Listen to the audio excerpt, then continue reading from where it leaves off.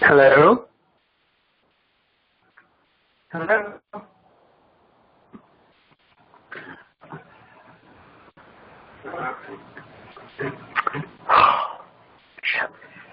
Okay, so it was the first time that everyone in the class was on the call.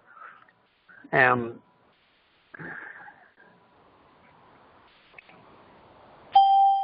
it's all plugged up. Hey, Kurt, do you know where everybody else is at? Hey. No, I don't.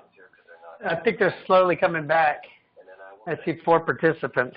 Dude, that on-hold music was horrible. It really was. I think me and you are the 4 participants. This is Jeff. Oh, Jeff's back too. Hey, Jeff. Hey, so I think we're good. It looks better. At least we don't have to listen to that horrible music. Yeah. Oh, is Bob on? I don't know. It showed 10 participants, but you figure if some people call in, that makes 2. Each person would be 2. Yeah, I see me, Nick, Kurt, and then 83. Who's 830? That's probably me. Oh, okay. So if you dial in, it gives a second. Right. Oh, okay, gotcha. And 303 is maybe Tracy? No, that's there me. Was 2. You got a Denver? Yeah, 303 is Nick. Oh. Okay. Is Trace on? I haven't heard him yet. Trace was on earlier. Okay, he was on earlier. I chatted with him. Oh. Well, hopefully he's dialing back in then. Yeah. Yeah, it was weird. When I first dialed in, I could hear somebody talking, but they couldn't hear me. And then it flipped me on hold. I think their system was screwed up. They had something wrong on our meeting. Because it kept asking me to do something else. It said if I need to make a comment, if I want to make a comment, hit *6.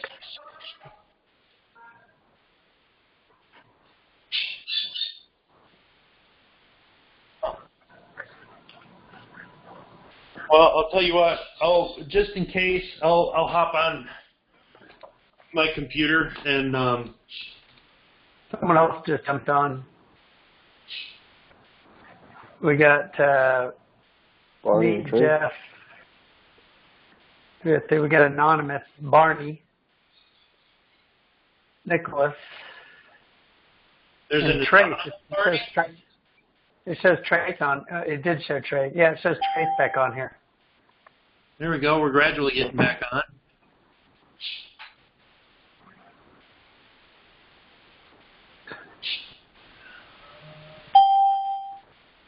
Yeah, I just realized I haven't used the computer version in a while.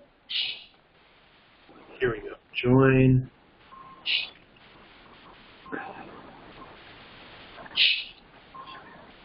Well, we got Noel back. Oh, Kurt, Trace, Nick. I see somebody from 505. That's me. Yeah, I think it was. Okay. Me, Barney. Huh.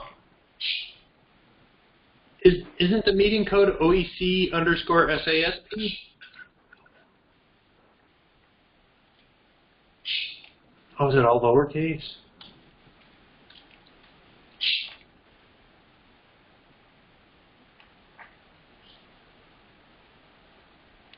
No, Bob?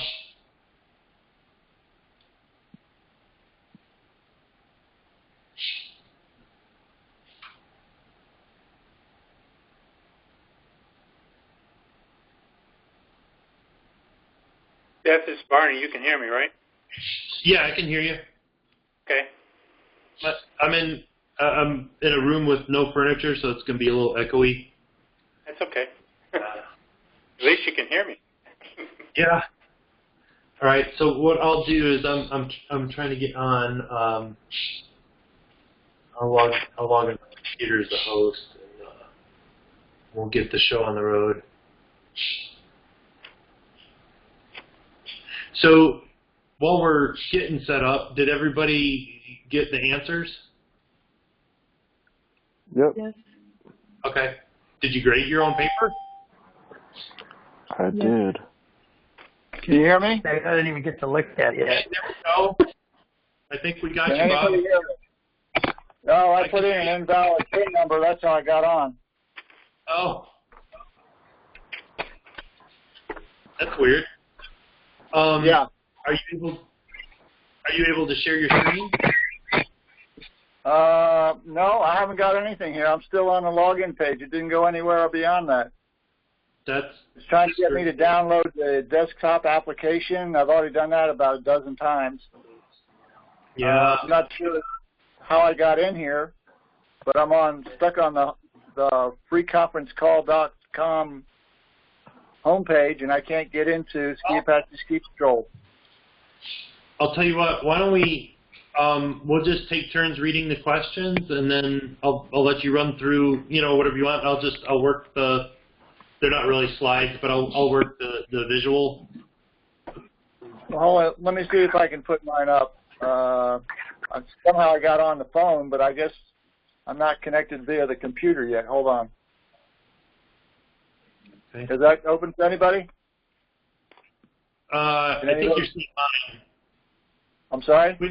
As soon as you're on, I can try to give control to you. Yeah, I've got the questions up, but I don't have my login like I did before. I can't get access to it. Okay. That's okay. I'll run the slides then, and you and Barney can do the talking, and I'll just sit quietly in the background. Yeah, we'll do the tap dancing. Yep. All right. Can anybody hear me now? Yeah, I think everybody can. There we go. I think I would hear you. You just couldn't hear me. Okay. Sorry about that. I guess you're tired of hearing me, but sorry about the confusion and everything. This is, I'm sure it's operator error. So I'm still trying to figure out this system. I've used the go-to training one, which is a little bit different, but again, I'm sure it's operator error. So what we're supposed to do this evening, and Barney, thanks for showing up, and also Jeff, we're going to go through the midterm exam, which I hope you all took, and I think in Barney's email he asked that you kind of try and do it with a closed book. But if there's any questions that we or I or somebody can't answer right now about the correct answer, you can play Stump the Dummy, and I will get back to you one-on-one for a particular question, and we'll find a reference for the right answer. So if everybody's got their test, I assume, we'll start going through the questions. I'll quickly read the questions, and if there's no questions about the answer, then we'll go on to the next one. If there is, please raise your concerns and what you think the answer should be. So we'll go ahead and get started. For those of you that don't know me, which I'm sure you don't, except you know my voice, but I don't know yours, I've been with the Ski Patrol about 25 years and with Ski Apache for about 10. I started over in Europe and I went to Angel Fire, New Mexico for a couple of years, and then I'm down here. It's a great patrol. You've made a good decision to come to this one. So for question one, which of the following statements about a particular skeleton is true? The answer is C. Anybody have problems with that? It has 126 bones.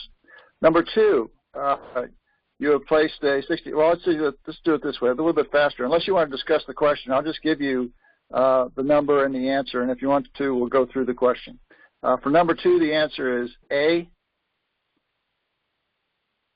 And can somebody, because I did my homework too, can somebody tell me what the T stands for as the correct answer?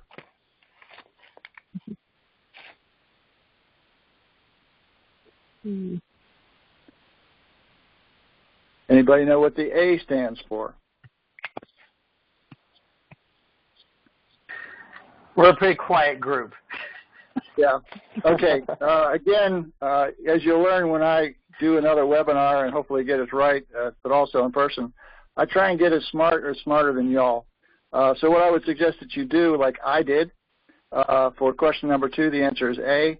Go to page 1228 in your OEC manual, and it'll tell you what each of the cheated letters stand for. Okay? You said page 1228? 1228, all the way in the back. Number 3. Question is, the answer is A. Number 4, the answer is C. Number 5, the answer is delta, the sclera. Number 6, the answer is B, Bravo. Number 7, the answer is alpha. And number 8, the answer is delta. Again, just as an aside. As an OEC, are we pretty much the equivalent of an EMR? Right. Basically, that's what you are. If you look, I'm a paramedic, a National Registry paramedic here in Texas. But what I found out when I started doing my EMT training, and I won't belabor this, there's a, believe it or not, it's the Department of Transportation, the DOT, that sets the standards for the EMT, emergency medical technicians. They use the same pictures and the same verbiage as outdoor emergency care. So you don't have the certification of an EMT, but you get training very similar to an EMT, but you're not certified as an EMT. So you are basically OEC technician, but you can emergency medical responder. Good question, though. Okay. Number 9, the answer is A, alpha. Number 10, the answer is C.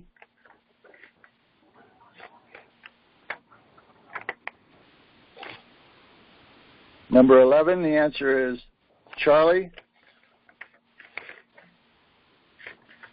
Now I may interject a few comments in here, and I'm sure Barney will jump on me if I say the wrong thing, and Jeff will just cut me off. It doesn't matter whether you're an EMT or a paramedic.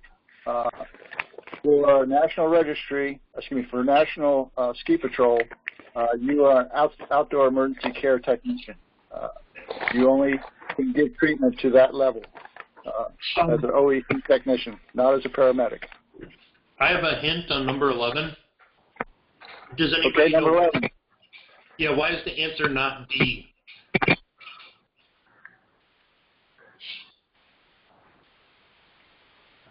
Anybody know? All right. The silence is deafening. It says vene cave. I'm assuming because it says vene in vein, that's why it's not B. D is in dog. Oh. Aren't arteries always red blood? No, because it goes to the lung from the heart, which would be depleted. Okay, good. I'm glad you guys got that. That's really good. Sorry. I'll try to That's right. Not a problem. Good job. Okay, 12. The answer is delta. 13. The answer is delta. 14. The answer is also delta. 15. The answer is Charlie. 16, the answer is Bravo. Can we talk about this one? Sure, go ahead. What's your concern? The question is, the patient has suffered damage to his brainstem. As a result of this injury, which of the following signs might you expect to see? I mean, wouldn't you see something strange with their eyes, too? You could, but that's not what they're looking for on this one. What they're looking for is the neurological damage from the brainstem that will affect your respiratory demand. Gotcha. Okay, but that's good. You probably will see pinpoint pupils. And just as an aside here, he's suffered a brainstem injury. So whereabouts is that on the back? High? Like the base in the neck. Okay, in the neck. And if you have problems with an injury to the neck, what do you think some of the other problems you would have with a neck injury to a certain degree? Heart beating. But you might also have you also might have the head injury. And if there's an insult to the brain, that could also affect the pupil reaction. Yeah, that's what I thought. I got it wrong. Okay. You're going to hear, if you want to look at it oversimplified, you're going to hear the abnormal respirations before you're going to see the pinpoint pupils. Okay. Okay? Good. If I don't know the answer, I promise I'll find it for you. Or we'll find it together. 17. The answer is Charlie. And again, this has been a big swing in OEC and also in the emergency response field. It used to be that tourniquets were a no-no. You would never do a tourniquet. That was just the worst thing on earth. And through field use in Afghanistan and Iraq and so on, field testing, it's come back into favor. And again, as you already know or will know, if direct pressure doesn't work, you go straight to a tourniquet. You don't go looking for pressure points anymore. So that's one of the things we'll practice when we get up on the hill next month. Okay, 18. The answer is Charlie. Callus. Number 19. Answer is Charlie. And why would that be a good reason to ask about if the individual wears contact lenses? It might be trapping some of the chemical on their eye still. True. Plus, it might even melt the contact lens, which I wear contact lenses, and I don't even think if that would happen. But that's what you want to get out is the contact lenses. Okay, good. Number 20 is Charlie.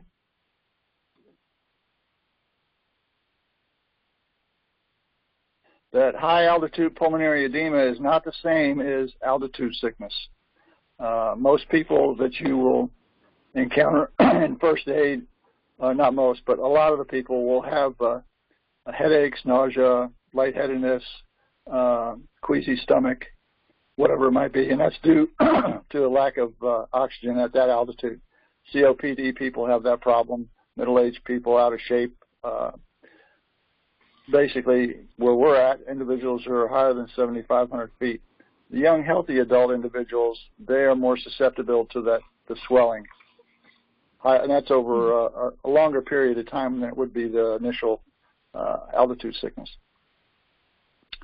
So 21 is B. Okay? You need to communicate with each other when you're working and help each other out. Remind each other of things they're forgetting or tell them they're doing the right job, but just keep talking to each other when more than one of you are talking or working on a patient. 22 is Charlie.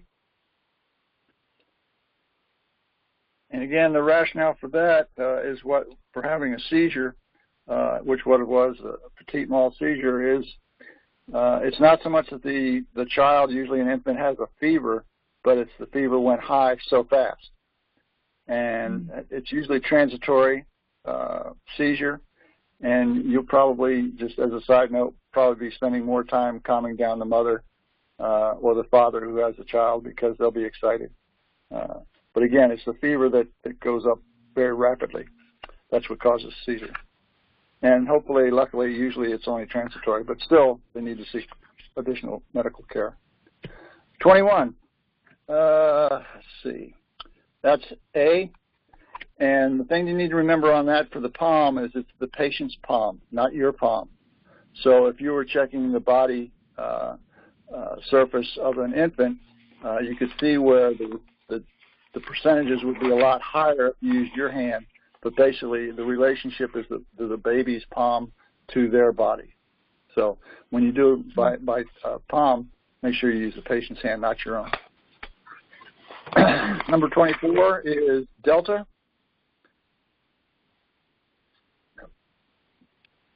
'25 is Bravo.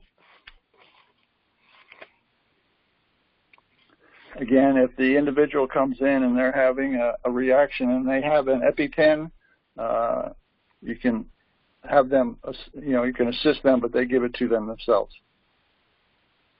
Usually people who have anaphylaxis reactions to peanuts or food or whatever it might be, adults or children, adults or children, they usually carry EpiPens, and they have an adult size and child size. 26th is Bravo. You may want them to do, this is Delta. I was looking at it there earlier. You may want them to do Bravo, but the answer is Delta. Like I would tell somebody, if I was responding to a lady who was pregnant, I'll drive. But again, get your OB kit out. If you've never opened one up, we'll get one out when we get up there, and you can take a look at it. The first time you look at it is not when you use it and need it for the first time. We'll take a look at those up there. 27, believe it or not, it's Delta. 28 is Delta.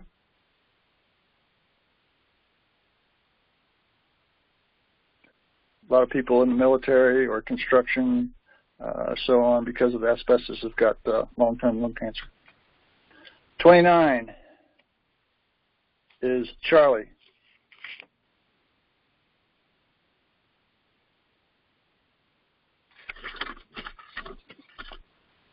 And there's a good question, I think, later on about when the patient has palpation, they're having pain in the lower left quadrant. Is that the first, second, third, or last when you palpate?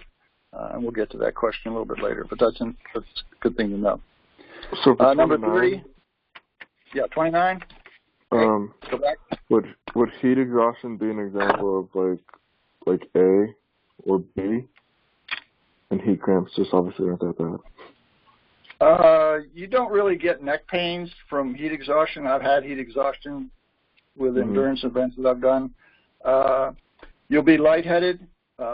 You'll be sweating. Hopefully you'll be sweating. If you aren't sweating and your skin is very red, you've gone through heat exhaustion to heat stroke, which is bad. Cannot remember what day it is. That's possible. But basically, pains in the legs, basically your muscles are cramping up. And if you've ever had leg cramps, you know exactly what it feels like, and it's usually because of not enough fluids or overexertion. But basically, that's when I look for pain in my belly or legs. Okay, thanks. The same person keeps asking me the questions. Are you going to be a troublemaker or what? I guess so. Sorry. Good. That's what I always like as a troublemaker. I was only kidding you. Good. Good question. No, it's actually going to be Kurt. Don't worry. Okay. Number 30 is Charlie.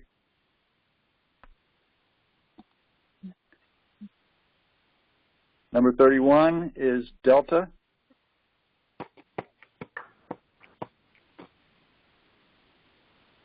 (32) is Alpha.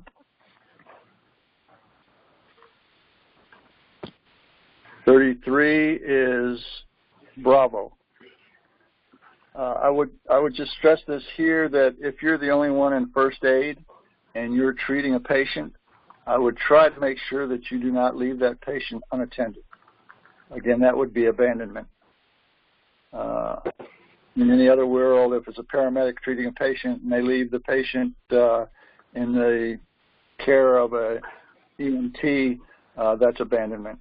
But just to make sure that once you do patient contact, make sure that that's maintained or the level of care is higher, that you never leave the patient alone.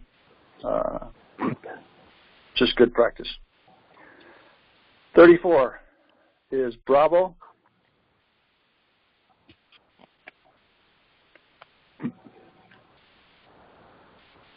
And that was the reason there. The key on that was not a key characteristic.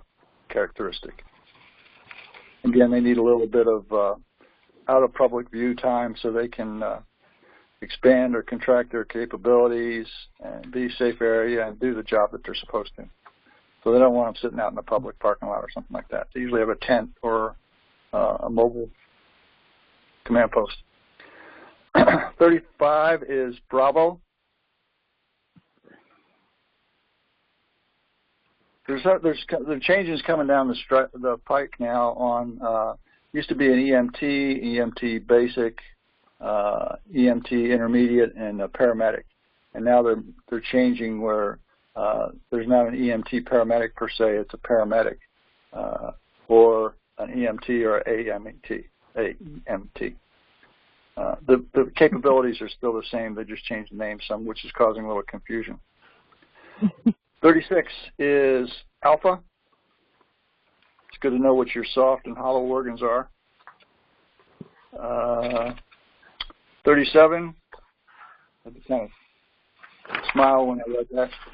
Spent 34 years in the Air Force. I think I got that one right. It's Alpha. Yeah. I looked it up. No, not really. Okay, 38 is, I go back. Barney, I know you go back. I don't think too many other people here do. 38 is C. It used to be called a Winter Emergency Care. It was called a WEC. And for the longest time, after they changed it to OEC, everybody was still calling it WEC. And it just basically, I think it expanded the name to cover the responsibilities that you all have now. It just doesn't have to be in the winter. It could be in the summer at the beach. It could be driving down the interstate in August. So it's now outdoor emergency care, but it used to be called winter emergency care. 39 is D. Again, become familiar or more familiar if you have to with the different types of shock. They're pretty obvious at times. Sometimes they're not. We can talk about those more. I'll be up. We're going to do this again online class the middle of July, and I promise you it will work that time. I don't want to fly you all down to San Antonio, but I'll make sure that this online training works. And then a couple days later, I'll see you up on the hill because we're going to do the upper and lower extremity treatments, which will be interesting. Okay, number 40 is B. Rescuer and a patient must move safer location. You're the most important person in a two-person scenario, and then it's the patient. You need to make sure you and he or she is safe for treatment. 41 is B. That goes back to the other question where you got your OB kit out and you go, oh man, second stage already. It's not, I'm not going to go into it. I won't belittle what going through having a baby is. I haven't had one, but I've helped deliver them. Basically, the most important thing you can do when you're delivering a baby, it's tongue in cheek, but it's not. It's partially true. It's just catch. Just don't drop the baby. Mother does a lot of the work, but again, when we get up on the hill, we'll drag out an OB kit, take a look at it. And talk about some of that stuff. Although it's not to be covered, it's some interesting things that we need to make sure that you just don't always see every 10 years or whatever. Back to 42. Answer is C.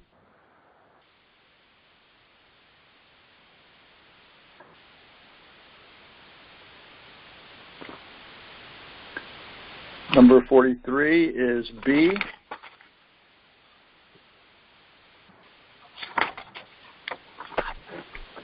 So that gentleman is on trial now for Ponzi scheme of taking money from one company to pay for a hedge fund, and he's the individual that raised the HIV medications 5,000%.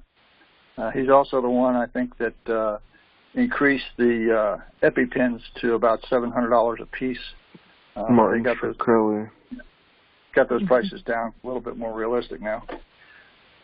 44, again, we're back to the brainstem.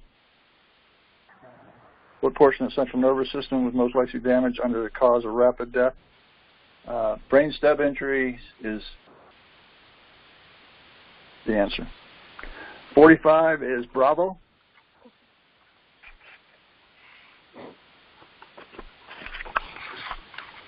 .46 is Bravo. Brad, as you will learn, is very much into triage, start program, doing things quickly and correctly. So I would enjoin you, I always like to use that word at least once a week, to be familiar with the different colored tags, what they're for, what the criteria are, and so on. But again, for 46, you put a red tag on the patient, move to the next patient. You don't spend a lot of time. You treat as many patients as possible as quickly as you can. 47, this is what you'll see a lot of: notable shortness of breath, denies any past history, doesn't take any meds. After applying oxygen, she needs to go down.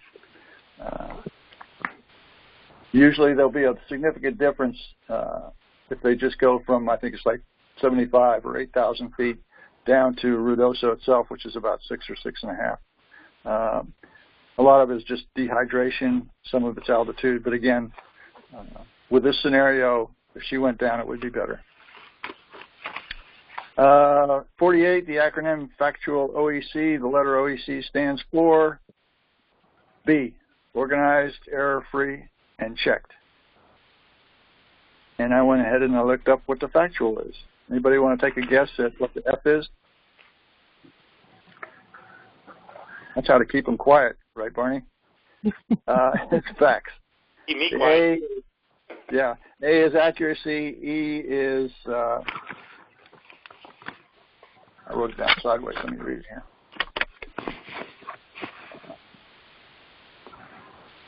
C is completely. T is terms used, is unbiased. A is avoids anachronisms. And then the L is legal or legible writing. Again, when you'll see that, and that's really important when you do your documentation. If you didn't document it, you didn't do it. Even if you said you did do it, you got to be in writing, and that's something you need to practice. But we'll get into that a little bit later too. 49, B, jaw thrust maneuver. We'll talk more also about cervical spine immobilization.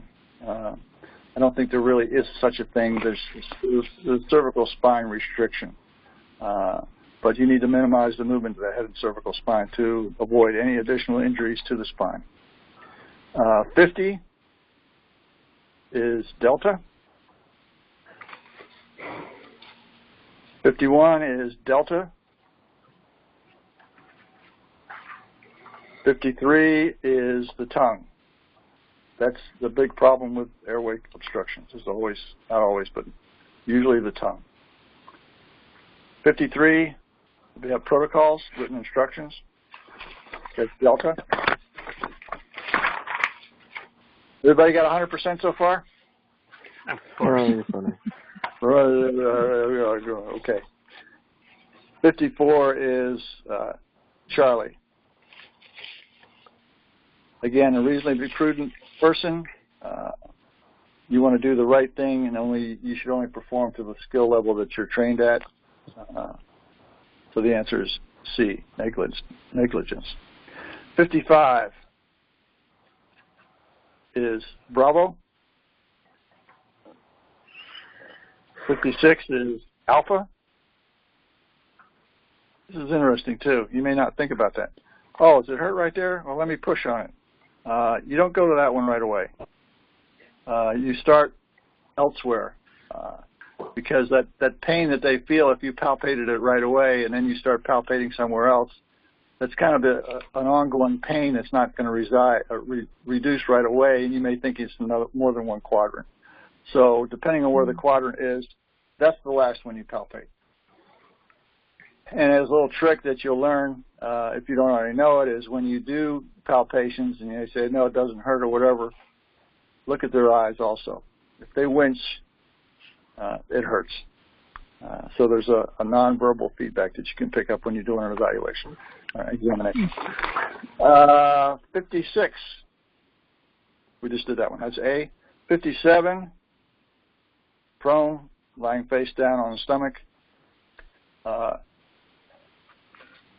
I don't think you'll hardly ever find a patient laying on their back, legs straight, arms straight, him looking straight up in the air in a perfect position. That's when we get into jams and crutches of turning the person over. 58 is delta.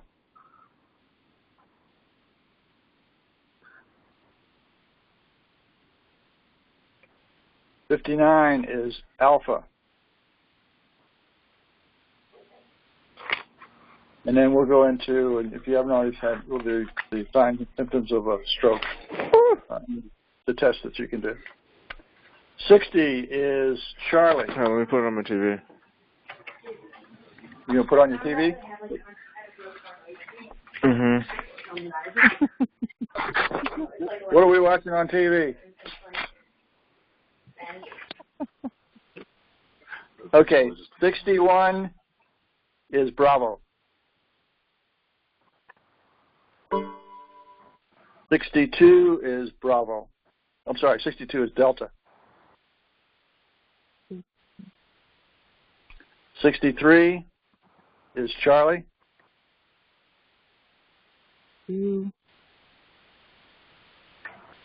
Something you may learn to do if you want to do it. It works pretty good. If you know you have a trauma where there's more than one patient coming in, you put your gloves on before you do any examinations.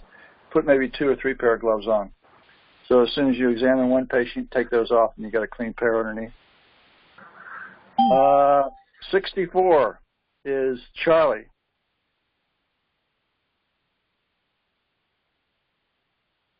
And again, that's where they want you to get into the Alpha, Bravo, Charlie, Delta, Echo, the NATO abbreviations for, trying to get information like, scissors, chocolate, Bambi. It's very confusing, so everybody ought to be using the same abbreviations. 65 is Delta. Again, that goes back to the factual. OEC.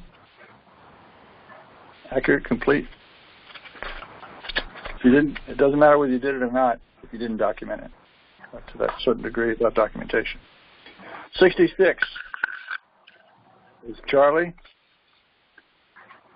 67 is Bravo. Hoarseness or voice changes in a burn patient. What might be another indication other than hoarseness or voice changes of a person who may have heat-related internal injuries? Anybody? Run that by again. I'm sorry? Run that question by again. Other than, say you got a patient who comes in the door and they're hoarse and their voice is changing and it looks like it's a burn patient, what other heat sources may be visible that you could say that you might have a respiratory impact from the burns? Huh. One of them would be soot or smoke burns around the mouth, burnt hairs in the nose when you do an evaluation. Be a good clue that they might have some deeper respiratory complications. 68 is Charlie. Usually one person, that's the easiest way to do it. Most injuries in EMS, and probably to a certain degree if you're not skiing in OEC, is back injuries due to lifting. You lift with your legs, not your back. And that's something you'll get a lot of practice of. And you don't want to learn the hard way of how to pick up somebody. You have to unload a lot of sleds. 69 is Delta.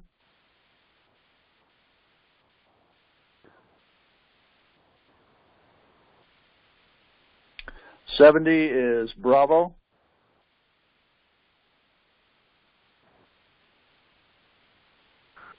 This is a question that I would put an asterisk next to. Medical. Hey, Bob. Yeah. No, can we go back to 69? 69, yeah. So we asked the patient, may I help you? And she says yes. So the correct answer is we can only provide a history? Let me double check this sheet here. 69. That's correct.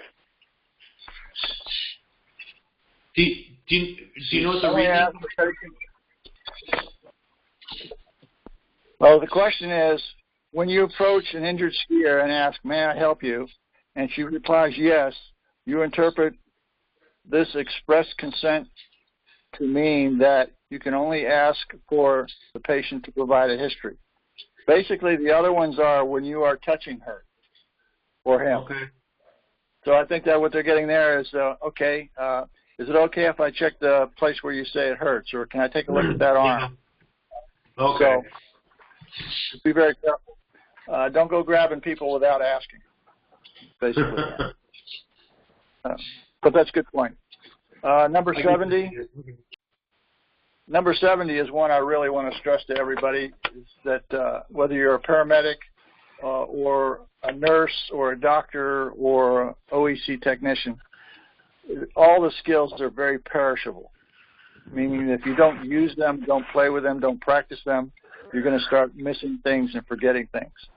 So my second word for the week is I would enjoin you to play with the splints, play with the dressings, play with the OB kit.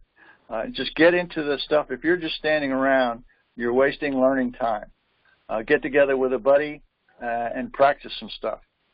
Again, it's very perishable, and if you don't spend many days up on the hill per year and you only go to refresher, you forget a lot of stuff. And it's not intentional. It's just because you don't repetitively play with it. So I'd say practice. 71 is A.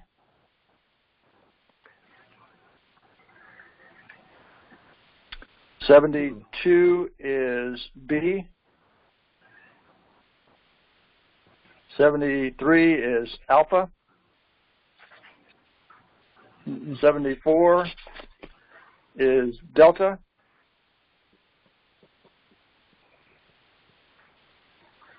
Again, the key there is everything except. So the answer is delta. 75 is delta.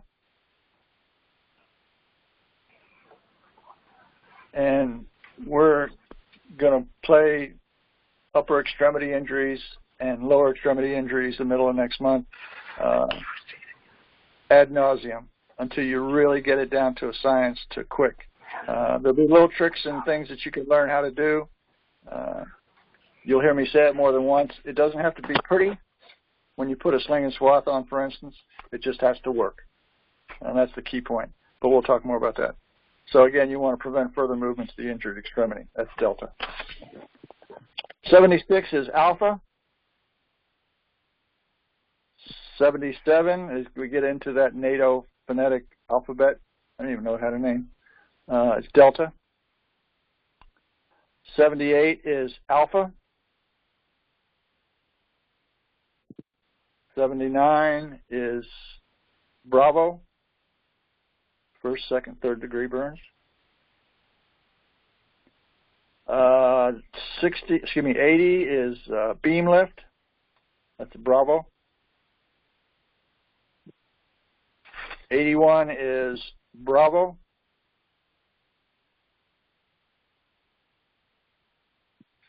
The call for ALS, for whatever purpose, should be done as quickly as possible, and you know you won't be criticized for calling it and not needing it right away or not needing it at all, rather than waiting to an extended period of time and then call it.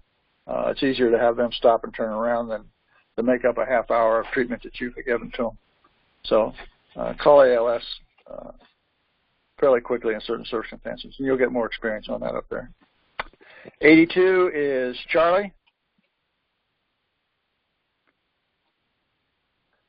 And as an aside, I would tell you, dealing with elderly patients sometimes, or older patients, if the little old lady is sitting there and she's 85 don't holler at her. She's probably not deaf. You may think she's deaf because she's old, but she's not. Again, for elderly people, be aware that they're a little bit different than other patients, but it doesn't mean they're automatically deaf. And we'll talk more about that when we talk about elderly patients. Let's see, 83. Irreversible shock is just that. There's not a lot you can do about that, and deathly result. 84. Again, we get into the mass casualty. As I mentioned, do the most good for the most people, and that's A. And you'll get some practice on that. And Fred is justifiably concerned that we do a good job on that. 85, Bravo. 86 is Charlie.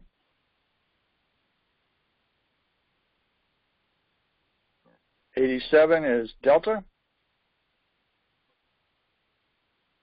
This is the present order in which an OEC technician should provide patient care in field setting. The scene size up, primary assessment, and secondary assessment. Another way I look at that, which that's the right answer, another way I look at it is you assess, stabilize, package, and transport. If you think about it, that's what you do for somebody on the hill, or if you have to call ALS. Assess, stabilize, package, and transport. But the answer here is, again, scene size up, patient, primary and secondary assessment. 88, poisoning and psychiatric conditions. And I know you're all just jumping at the bit to tell me what the AEIOU and TIPS stands for. But just as well as I know, you also know the answer is on page 1228. So I would recommend you take a look at it. The P stands for poisoning and psychiatric condition. 89 is alpha. Again, is not a method of ensuring safety, calling risk management. It may take a while to get there. You have more important things to do. 90 is delta.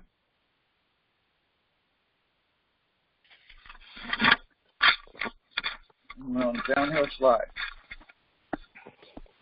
91 is alpha. 92 is delta. 93 is alpha. And sample is a good acronym to know. 94 is Bravo. Again, you want to get their sodium level up, and the cool water is more readily digestible than warm or hot water. So you want to get their hydration levels back up. 95 is absolute consent. May I examine your right arm? Yes, you may. That's absolute consent. 95 is delta. 97 is alpha. It's a muscle to a bone. What's a tendon do? Anybody? Bone to bone, that's correct. Very good. Bone to bone.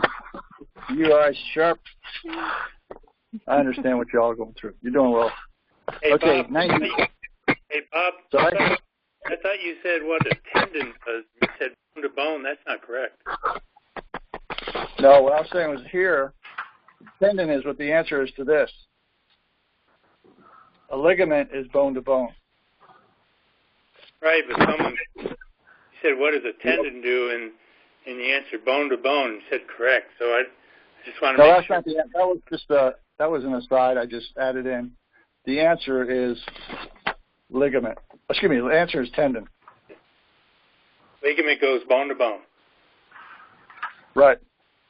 The answer to this is, because it's talking about muscle to bone, that's a tendon. Sorry if I caused confusion. 98 is MOI, blunt force. Again, people run into trees, they run into each other, they run into anything that's not moving or is moving, usually blunt force. 99, again, the answer is delta. You get a lot of practice of that with spinal motion restriction, using the KED, Kendrick extrication device, or whatever it might be that you're using to always check the patient's CMS when you put them on a litter, when you take them off the litter, when you move them from the bed to the gurney, whatever it might be. Check CMS.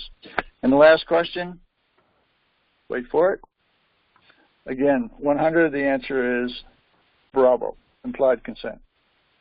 Again, it's an unresponsive 28-year-old victim. They can't tell you that they want help or don't want help, but because of the situation that they're in, it's implied that they would ask you for consent if they could, or would give you consent if they could. Okay. I appreciate your hour-plus time. Sorry about the confusion with getting things to work. I'll make sure I get all the bugs out before next time. The next time you'll hear from me will be the middle of July. I can't remember. It's around my birthday, the 17th or something. And then I think it's a Wednesday, and we're going to do lower musculoskeletal injuries. And I think Barney's going to do, I'm doing the upper, Barney's doing the lower. And then about a week later, towards the end of July, we'll be up on the hill to practice and learn some more skills.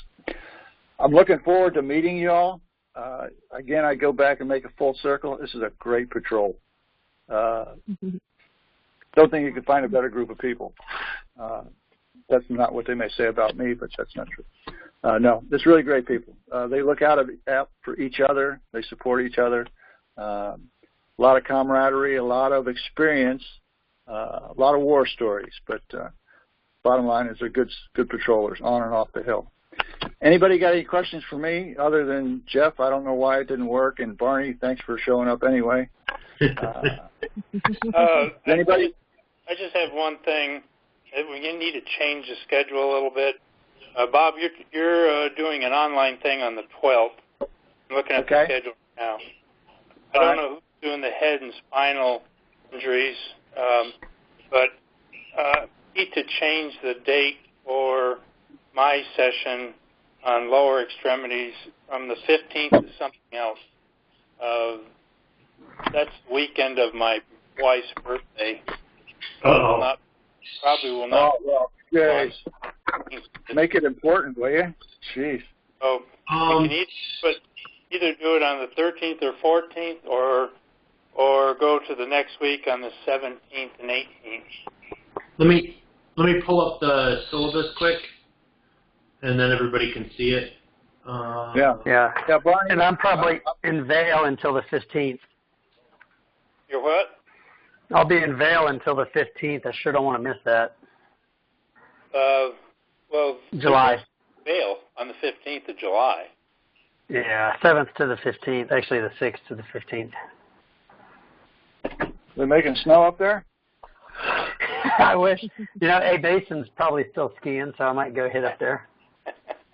Vail shouldn't have any snow by then. What are you doing up there? It's a family vacation. Yeah, that's fine. No, Hopefully rafting. Do you want to do it on does the 18th work better for everybody? That's a Tuesday. Yeah, I can listen in on that one too, Barney, because I'm doing the other part. I've got the online on the 12th, and I'll focus on the upper. And then I'll make sure, if you want, I'll hook in on the 18th and make sure we don't miss anything upper or lower, and so then they'll be ready to come up on the 22nd to do the whole chapter 20. Yeah, I can't make it on the 22nd either, so. Can't make it on the 22nd? I cannot make it on the 22nd, no. Okay. I'll be out there for that one. So. Okay. And I'll be up. So. So you need, which one do we need to move, Barney? The lower extremity? Lower extremity from the 15th, and then Kirk said he'll be on family vacation, so if we push it to the next week on the Tuesday, or even the Monday, it doesn't matter to me. Let's see. Let's do it Tuesday, and I'll be sure that we make sure we close the loop on the whole chapter 20. Okay. And I'll be up there the 22nd. So the 12th will be a short lecture then, right? Yes. I think either one will be fairly short, no more than an hour. Oh, yeah. Okay. Oh, no, I see what I did. I split them up. So we were going to go the Wednesday, Saturday, Wednesday with all online. Yeah, we could. You could even do it on the 12th as well. Yeah, the 12th I can dial in on the 12th. The 15th we'll be driving. I just don't know if I'm going to have good signal in southern Colorado. Usually you don't. I mean, so Barney, if you want to, we can do it on the 12th and just tag team and do the whole chapter. Yeah, I mean, because I'll have my own briefing. Okay. You've got. I'll hopefully have mine. Yeah. Yeah. So. Okay. Yeah, that'll work. So we'll just skip. We'll have that Saturday off. Right. By the way, whoever it is that's going up to Vail, I was up in Bend, Oregon last weekend. Yeah. Up at Mount Bachelor. They're still skiing. Oh, I know. Hey, A-Basin skis until about end of August. I can't believe I'm driving around and I almost ran into a cross-country skier. Hey, Jeff? Yeah. Who's doing the head and spinal on the 19th? I have Bob. Oh, you do? Yeah. Okay. Let me write that down real quick. Yeah, I guess I will. Yeah, it is my birthday, you know. And you're going to make me do this on my birthday, right? Okay, we're gonna do it at 8 o'clock in the morning. No, I can't remember what chapter is that? Chapter 1. Yeah. The written and our instructor refreshers on my birthday, so. Okay, can we do it on the 18th? I can do it on the 18th. I'm okay with that. Is everybody else okay doing it a day early? Yeah, let's do it on the 18th so I can take myself out to dinner on the 19th. Wait a minute, I think you're talking two different things. Are you talking the briefing on the head and spinal, or because yours is in July? So the head and spinal class is on July 18, Tuesday, and then the backboard seat collar is on the 23rd. Whoa, I missed something there. The only thing I had, I guess I'll resend me the syllabus, because the only thing I had was we could do the upper and lower on the 12th. I'll do that with Barney, and then I can do head and shoulder, whatever that is, online on the 18th. But I didn't know I was going to be up there other than the 22nd. I can be there the 23rd since I'm driving 800, 900 miles. Yeah. I'm so on Saturday and Sunday as well, and I think we'll get, Dave usually shows up, and Jason's been there almost every time, and I think Steve. So okay, I'm sure we'll get enough instructors. On the 22nd and 23rd, we're going to do upper and lower, musculoskeletal, and then head and spine also. Yeah, the whole thing. So the 22nd. Please hold up. Yeah. 22nd is chapter 20. Yep. And let's do the 23rd. We can do head and shoulders and whatever else was left over from musculoskeletal. That's essentially how I have it. Cheers, I look. Morning, Saturday morning is all upper extremity. Saturday afternoon is all lower extremity, and Sunday morning is backward C collar. You're just too good to me, Jeff. So it'll be a big weekend. Yeah. All right. That sounds good. So, hey, all you you candidates up there, if you come up there, I promise you have a good time. Oh yeah. And then remember, August 5th is mass casualty, so that'll be you'll get bled on. Nice. Might even So get to recap, on Wednesday the 12th, we're doing an online class for Back for upper and spinal head injuries. The 18th. 18th, but Bob, let him answer. He said on the 12th. On the 12th, we're going to do the muscular energies upper and lower. Correct. Okay. And then on the 18th, we're going to do head and spine. And then on the 22nd, we're going to do that on the 18th, right? 18th. Yep. And that's online also. That's correct. On a Tuesday. Okay. Perfect. I only drive up there once a month. And the Saturday in between will be off, but you're certainly welcome to go out to the ski area, and we'll get an instructor there if you want to practice anything. Do we have planned formal practice? Are the times still the same for the 12th and the 18th? Yeah. Well, I'll try to start getting online about 5 o'clock, and we should be there by 7. It's getting to be a personal thing now. I'm going to get it done. But, yeah, we'll do it 7 o'clock if that works for Barney. Yeah. Okay? That's Central Time, right? Yes. Yes. Yep. Okay. That's okay. I'll put out something a little closer to July 22nd, but I think we'll want to start early that day. So maybe we'll go 9 to noon and 1 to 4. Give me 3 hours.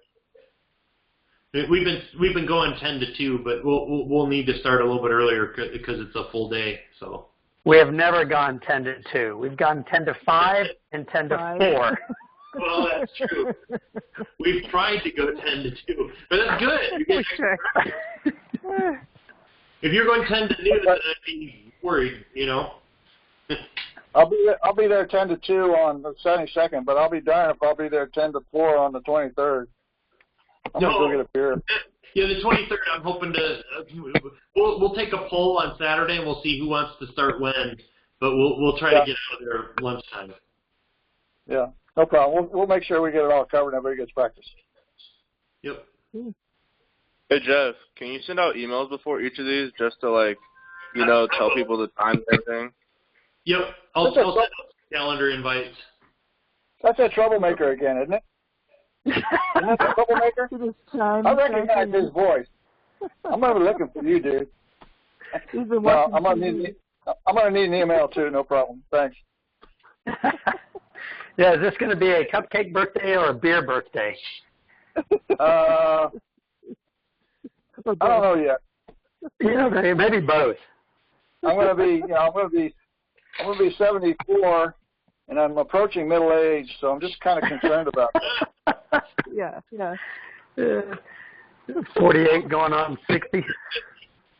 I wish I was going. I'll remember 60. Anyway. Yeah. I am looking, if you would, please take a look at those chapters. See if there's any questions you can come up with for the upper and lower and the head and the spine. And we'll try and answer them online, but we will really get some good practice in. Hands-on is the best way to learn some of this stuff. So if you can make it both days, 22nd, 23rd, that's fine. If you can only make one, we'll make sure that we make sure everything's covered for you. And, Jeff? Yeah. Sorry about You need to cook that bird. You need to cook that bird. Don't say that. Oh. He's a nice bird. That's all I got. Hey, this is Barney. I have some questions. I have one question for the candidates who are online.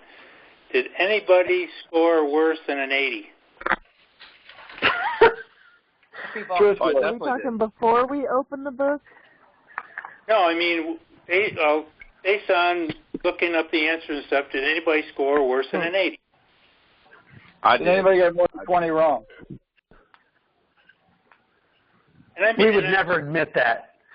Well, I'm not being facetious. I only scored myself before I opened the book because I wanted to know what I knew without looking it up. Okay, what'd you score?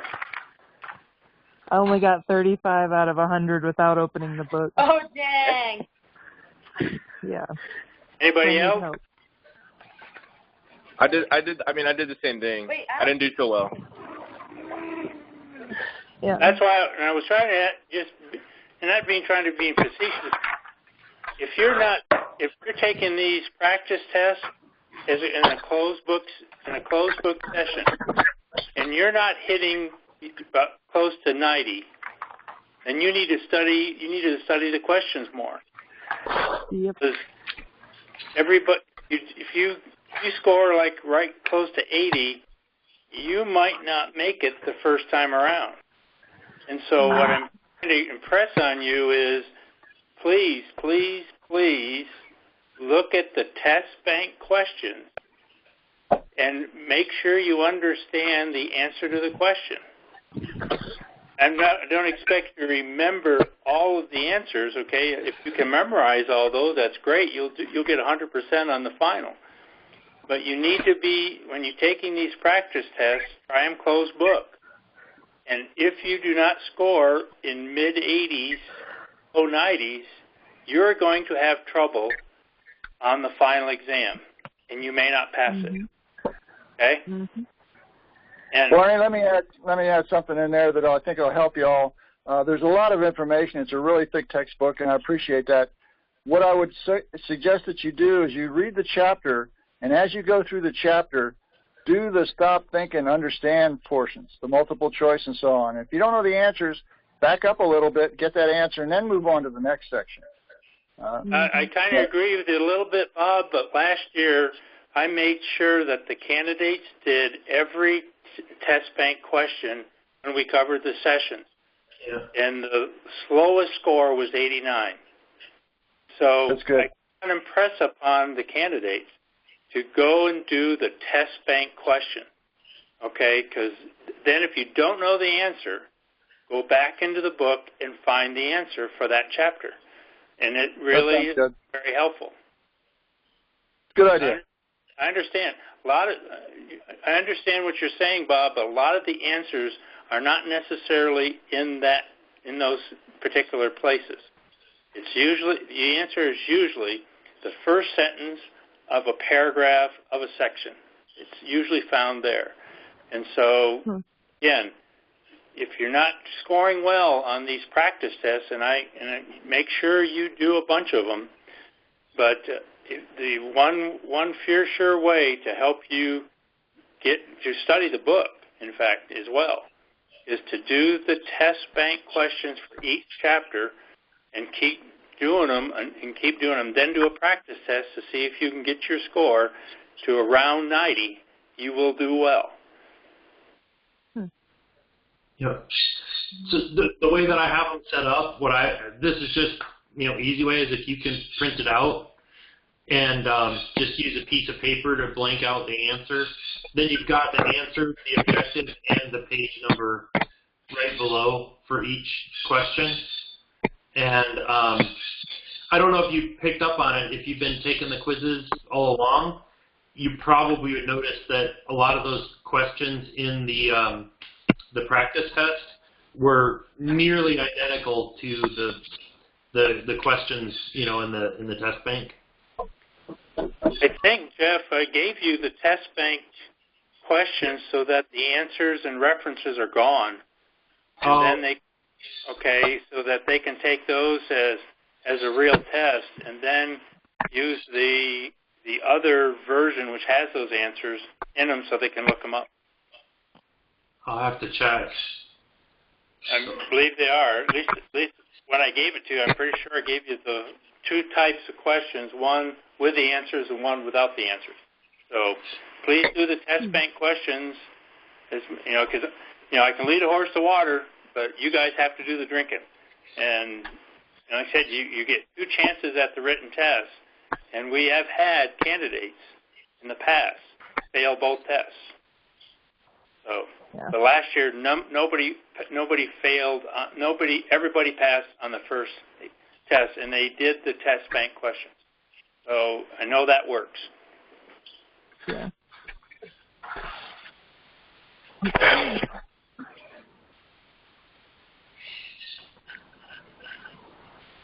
Sure got quiet. Yep, gotta study.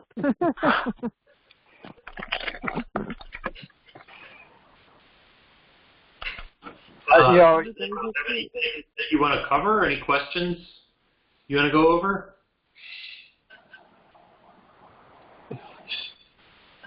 I know all the candidates have Barney's email address and Jeff's address, but you can also throw me in the group too, as if you need to get an answer or a clarification or something, you can't get a hold of somebody, you can always email me, and I'll get back to you the same day.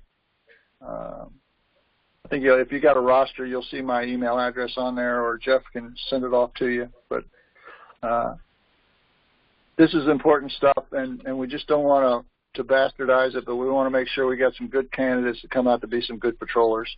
So we need to do some studying and some hands-on stuff, and we'll get you everybody there. Thanks so much.